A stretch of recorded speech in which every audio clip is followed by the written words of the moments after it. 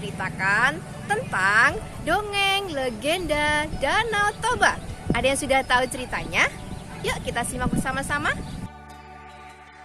Pada zaman dahulu kala, hiduplah seorang pemuda bernama Toba. Ia adalah seorang petani yang sangat rajin. Sehari-hari, ia bekerja di ladang. Namun sesekali, dia mencari ikan di sungai yang berada tak jauh dari gubuknya. Ikan hasil tangkapannya biasanya dijadikan sebagai lauk dan sisanya dijual ke pasar. Pada suatu hari, Toba memancing sepulang dari ladang. Ia sangat berharap mendapatkan ikan yang besar yang bisa segera dimasak untuk dijadikan lauk. Terpenuhilah harapannya itu. Tak berapa lama ia melemparkan pancingnya ke sungai. Mata kailnya telah disambar oleh ikan. Betapa gembiranya ia ketika menarik tali pancingnya. Wah, ada ikan besar. Seru Toba. Dengan cepatnya, ikan itu ditariknya ke darat supaya tidak lepas. Karena Toba belum pernah dia mendapatkan ikan sebesar itu. Lalu, Toba segera membawanya pulang ke rumah. Setibanya di rumah, Toba langsung membawa ikan besar hasil pancingannya itu ke dapur. Namun, ketika Toba hendak menyalakan api untuk memanggang ikan itu, Toba kecewa karena kayu bakarnya telah habis. Tidak ada kayu bakar di sini. Sebaiknya aku harus mencari kayu bakar sekarang. Kemudian, ikan itu pun diletakkan ke dalam baskom, dan Toba pergi mencari kayu bakar. Hehehe, aku akan makan enak hari ini. Seru Toba sambil membawa kayu bakar ke dapurnya. Namun, saat Toba itu tiba di dapur, alangkah terkejutnya ia karena ikan besar itu sudah tidak ada.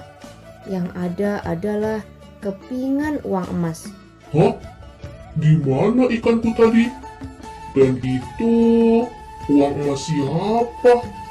Namun, setelah Toba membuka pintu kamar, betapa terkejutnya dia karena di dalam kamar itu ada seorang perempuan yang berambut panjang sedang menyisir rambutnya di depan cermin.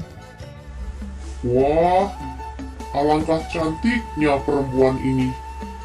Hei, siapa kau ini? Tanya Toba. Dia belum pernah melihat perempuan secantik itu. Akulah penjelmaan ikan yang kau tangkap tadi. Sementara kepingan emas tadi adalah sisik-sisikku. Setelah beberapa minggu kemudian, perempuan itu bersedia menjadi istrinya Toba.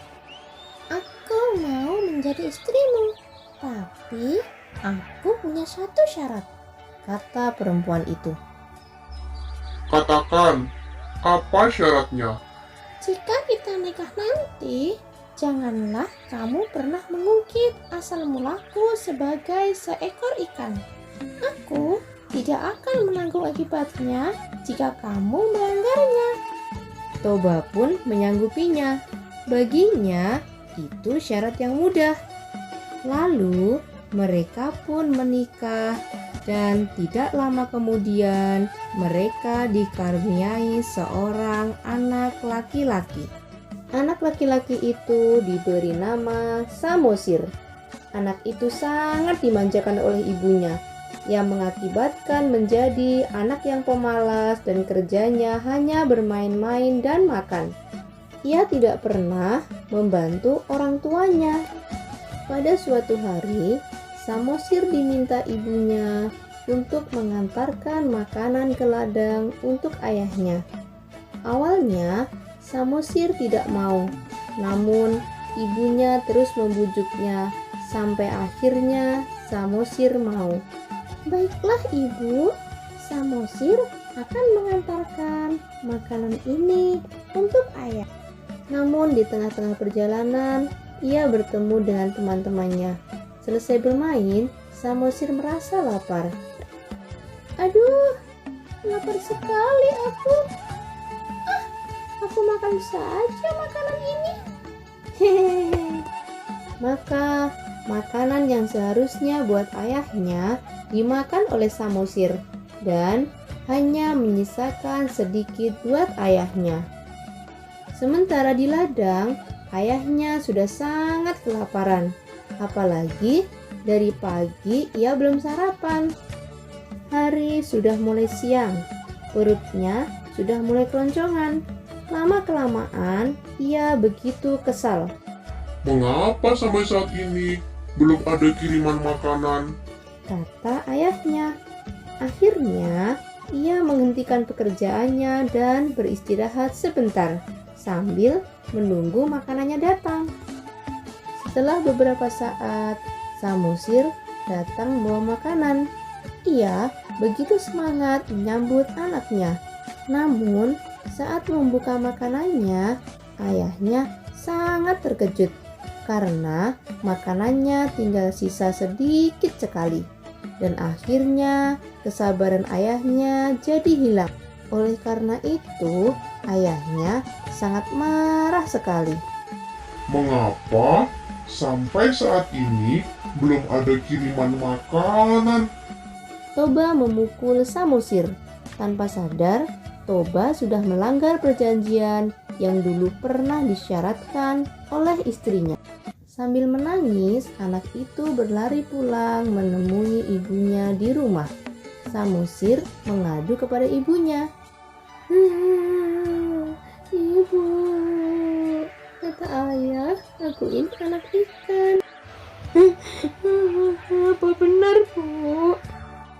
Mendengar cerita anaknya itu, ibu sangatlah sedih karena Toba sudah mengungkit asal-usulnya.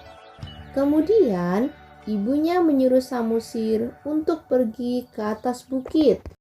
Samosir, cepatlah kamu lari ke atas bukit, nak, sebelum air bah itu datang. Sesaat kemudian, dia melompat ke dalam sungai dan tiba-tiba berubah menjadi seekor ikan besar. Dan sungai itu pun banjir besar dan turun pula hujan yang sangat lebat. Beberapa waktu kemudian, air sungai meluap dan tergenanglah lembah tempat sungai itu mengalir. Toba tak bisa menyelamatkan dirinya. Toba hanyut dan tenggelam. Dan lama-kelamaan, sungai itu berubah menjadi danau yang sangat besar. Itulah sebabnya danau tersebut dinamakan Danau Toba. Sedangkan pulau kecil di tengah-tengahnya diberi nama Pulau Samosir. Nah, itu tadi cerita tentang legenda Danau Toba. Pesan yang dapat kita ambil dari cerita tersebut adalah yang pertama, kita harus selalu menepati janji.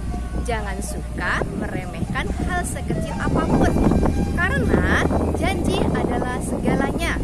Dan yang kedua, kita harus menjaga amanah yang telah diberikan oleh orang tua.